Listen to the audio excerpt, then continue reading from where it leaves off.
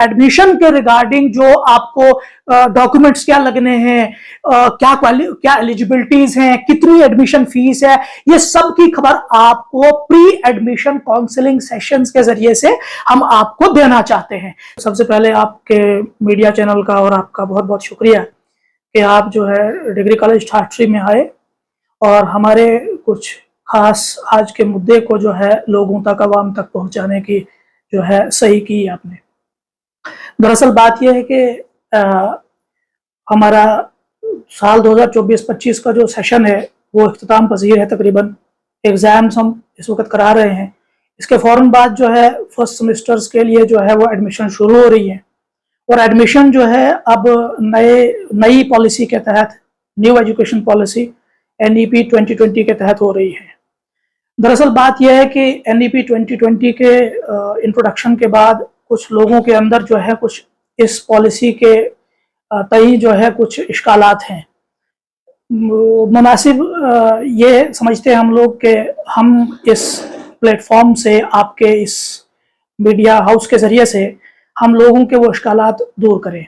सबसे पहले ये कि NEP के बारे में ये समझा जाता है कि इसमें बहुत कम सब्जेक्ट्स पढ़े जाते हैं, लेकिन इसमें असली बात ये है जो शायद हमारी समझ में नहीं आई, वो ये कि ये एक स्पेशलाइजेशन का सिस्टम देता है। जब हायर एजुकेशन में बच्चा आता है, फर्स्ट सेमेस्टर सेकंड सेमेस्टर में होता है, तो उसको स्पेशलाइजेशन का फील्ड दिया जाता है।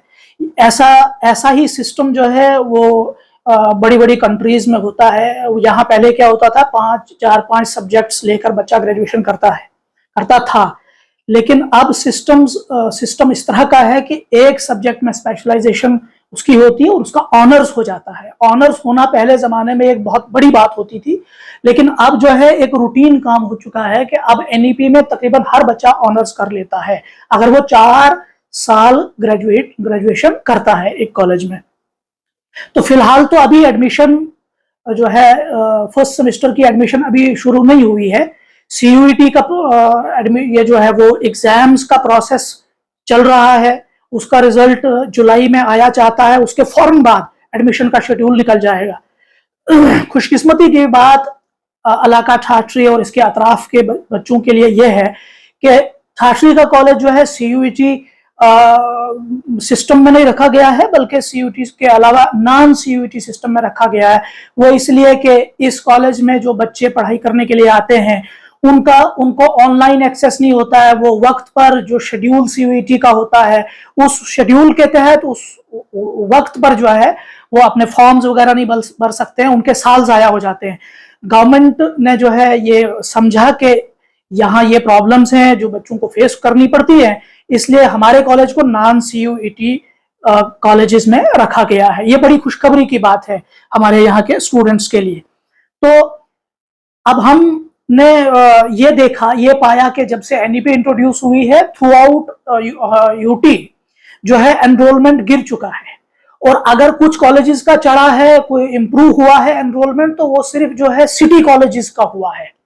तो हम चूंकि पेरिफेरी कॉलेजेस में फाल करते हैं, हमें यहाँ पे इसके लिए जो है एक इनिशिएटिव लिया कि हम लोगों को अवेयर करें, आप जैसे मीडिया हाउसेस के जरिए से, कि देखिए जिस तरह से पहले एनरोलमेंट होता था उसी तरह से वापस एनरोलमेंट कीजिए। कुछ इश्कालात जो ये हैं कि NEP के जरिए से जो है बच्चा 1 या 2 सब्जेक्ट्स ही पढ़ता है, इतने ही पढ़ने सफिशिएंट होते हैं। वैसे भी आगे बच्चे को जाकर जो है MA एक ही सब्जेक्ट में करना होता है, PhDs जो है वो एक ही सब्जेक्ट में होती हैं। तो बेटर ये हो जाता था 1 या 2 सब्जेक्ट में, मेजर और माइनर में ही बच्चा अगर अपनी जो है स्टडीज को डीप करे तो वो उसमें जो है वो अपना एक खास मकाम बना सकता है।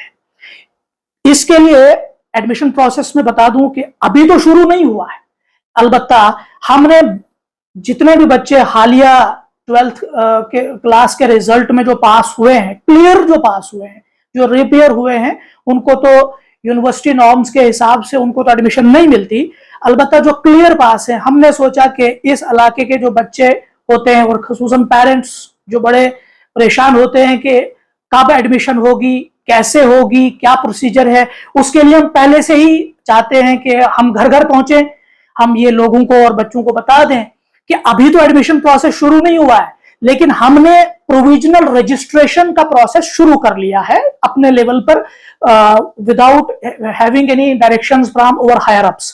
तो उसमें क्या है कि हमने एक ऑनलाइन फॉर्म निकाला है, गूगल ऑनलाइन फॉर्म निकाला है, क्यूआर कोड निकाला है, जिसको स्कैन करके बच्चा रजिस्टर हो जाएगा। एक बारी वो रजिस्टर करके जब हमारे पास उसके कॉन्टैक्ट्स, क्रेडेंशियल्स पहुंचेंगे, हम खुद उस बच्चे को एक ग्रुप में, एक क्लासरूम, एक ऑनलाइन क्लासरूम बनाएंगे उसका, या व्हाट्सएप ग्रुप बनाएंगे, जिसमें उसको वक्तन फवक्तन इंफॉर्मेशन मिलती जाएगी। और जो बच्चों को जो प्री एडमिशन कुछ काउंसलिंग की जरूरत होती है, कौन से सब्जेक्ट में जाएं, हम कौन से सब्जेक्ट्स ऑफर कर रहे हैं, हमारे कॉलेज में क्या क्या सब्जेक्ट्स अवेलेबल हैं, किस सब्जेक्ट में कितनी फैकल्टी हमारे पास है, ये सब अवेयरनेस बच्चे को एडमिशन लेते वक्त जो सब्जेक्ट का डिसीजन लेना होता है उससे पहले उसके पास होनी चाहिए। तो उसको घर बैठे नहीं होती है, फिर बच्चे जो है अनप्रिपेयर्ड होके जब एक्चुअल एडमिशन प्रोसेस शुरू हो जाता है ना, तब लिमिटेड डेज होते हैं, बच्चे डिसाइड नहीं कर पाते हैं उस वक्त, फिर रश में, फियर ऑफ मिसिंग आउट में जो है, फोमो में आकर बच्चे देखते हैं, एक दूसरे को देखकर जो है वो सब्जेक्ट्स चूज करते हैं। फिर हमारे पास ऐसे केसेस भी आते हैं, बच्चे अगले साल एडमिशन कैंसिल कर लेते हैं, कहते हैं नहीं सर ये मेरे इंटरेस्ट का सब्जेक्ट नहीं था, actually it will be better कि मैं उस सब्जेक्ट में दोबारा एडमिशन करके आऊं। तो ऐसा होता है। हम ऐसा एक प्लेटफॉर्म क्रिएट करना चाहते हैं। हम सारे यहाँ के पेरेंट्स और स्टूडेंट कम्युनिटी को कहते हैं कि आप एडमिशन से पहले ही हमारे पास रजिस्टर हो जाइए, हम आपका एक ग्रुप बनाएंगे, आपको वक्तन फवक्तन उस ग्रुप में जो भी रेलिवेंट इंफॉर्मेशन होगी आपके एडमिशन के प्रोसेस के ताल्लुक से, वो आपको जो है वो दे दी जाएगी वीडियोस की शक्ल में, या फिर अगर हमसे ये पॉसिबल हो सका तो हम आपके एक्चुअल जो है क्लासरूम सेशंस लगा सकते हैं, काउंसलिंग सेशंस लगा सकते हैं, करियर काउंसलिंग सेशंस भी लगा सकते हैं, और एडमिशन के रिगार्डिंग जो आपको डॉक्यूमेंट्स क्या लगने हैं, क्या एलिजिबिलिटीज हैं, कितनी एडमिशन फीस है, ये सब की खबर आपको प्री एडमिशन काउंसलिंग सेशंस के जरिए से हम आपको देना चाहते हैं, ताकि आपको एक दूसरे से जो है मिस इंफॉर्मेशन ना लेनी पड़े, आप एक्चुअल और करेक्ट जो है इंफॉर्मेशन आपको हमारे कॉलेज के एडमिशन डेस्क से मिले। और एक चीज कि हमारे यहां से जो हमारे यहां जो डिग्री कॉलेज ठाठरी है, ये इंफ्रास्ट्रक्चर के, याद रखेंगे सभी लोग जानते हैं कि ये इंफ्रास्ट्रक्चर के हिसाब से लिमिटेड तो है, ये साफ दिखता है। हम एक मेकशिफ्ट अरेंजमेंट में फंक्शन कर रहे हैं, ये जाहिर बात है कि हमारे पास इंफ्रास्ट्रक्चर वाइज उस तरह के जो है वो क्लासरूम्स नहीं है, लेकिन जितने हमारे पास क्लासरूम्स हैं उनमें से भी हमने स्मार्ट क्लासरूम्स में दो बड़े बड़े क्लासरूम्स जो हमारे पास अवेलेबल उनको स्मार्ट क्लासरूम्स में कन्वर्ट कर लिया है।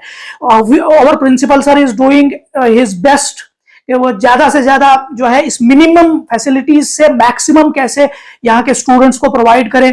फैकल्टी हमारे पास एबंडेंट है, अवेलेबल होती है। अगर किसी सब्जेक्ट में हमारे पास फैकल्टी नहीं होती है तो हमारे पास प्रोविजन होता है एकेडमिक अरेंजमेंट का, जो हमें पूरे साल के लिए एक टीचर मिलता है, या अगर थोड़े से दिनों के लिए भी हमें किसी को बुलाना होता है तो उसके लिए हम गेस्ट फैकल्टी भी अरेंज कर लेते हैं।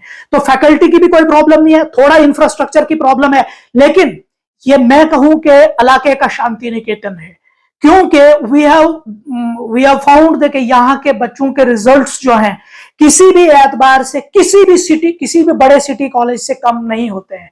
हमारे यहाँ से रिसेंटली एक पास आउट स्टूडेंट है जिसने जो है 4th सेमेस्टर में 434 नंबर स्कोर किए हैं 500 में से।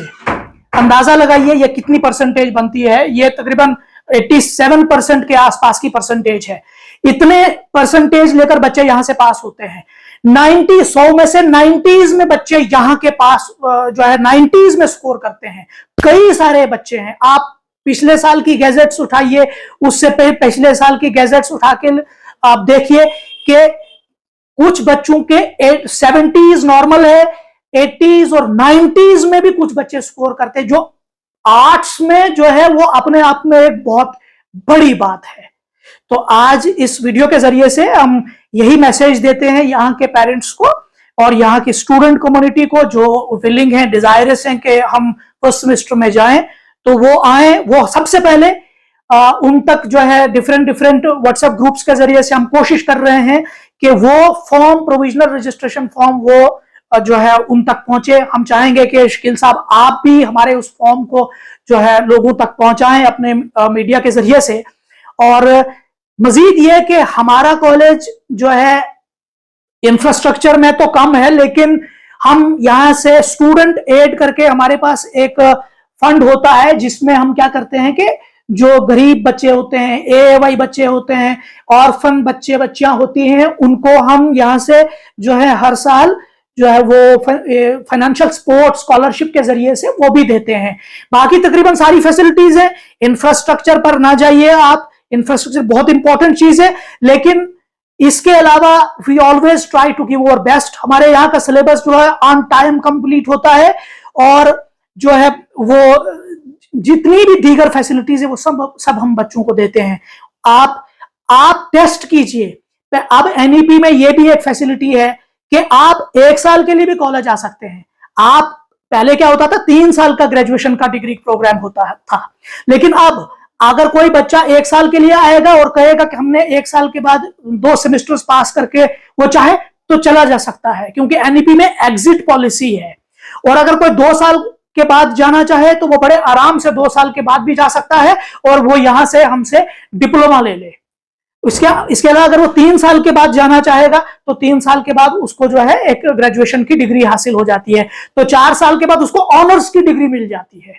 तो आप अगर ज्यादा नहीं तो एटलीस्ट ट्राई कीजिए कि 1-2 साल के लिए अपने बच्चे को यहां भेजिए। 1 साल के बाद अगर हम आपको वो जो है वो परफॉर्मेंस और वो प्रोग्रेस नहीं दे पाए जो आप चाहते थे अपने बच्चे से किसी दूसरी सिटी कॉलेजेस से, तो आप फिर 1 साल के बाद एग्जिट लेकर जिस भी मर्जी दूसरे कॉलेज में जाकर पढ़ा सकते हैं। ये फैसिलिटी एनईपी में जो है अवेलेबल है। यूनिवर्सिटी के अंडर जो भी कॉलेज होता है, एक कॉलेज से निकल के दूसरे कॉलेज आप जा सकते हैं।